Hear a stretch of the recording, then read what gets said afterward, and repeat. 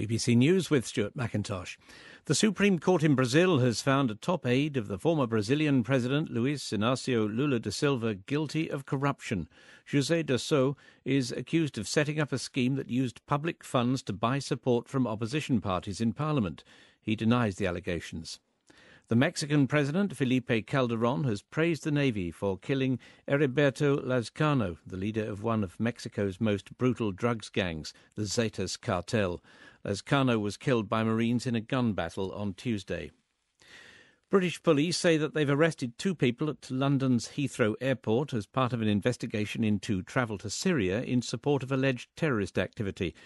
The man and a woman were detained after arriving on a flight into the airport late on Tuesday. The State Department has defended security measures in Libya before the assault on the US consulate in Benghazi last month, in which the American ambassador was killed. Officials said there was no actionable intelligence before the attack, which they called unprecedented. An appeal court hearing will resume shortly in Moscow for the three jailed members of the female punk group Pussy Riot.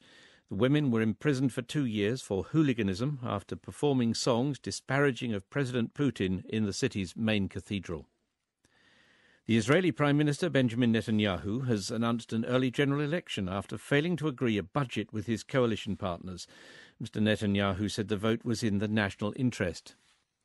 The International Monetary Fund has warned that risks to global financial stability have risen in the last 6 months. The IMF said the Eurozone remained the biggest source of concern. The President of Pakistan has said the injured schoolgirl, Malala Yousafzai, should be sent abroad for surgery. The 14-year-old campaigner for girls' education was shot in the head by the Taliban on her way home from school. BBC News.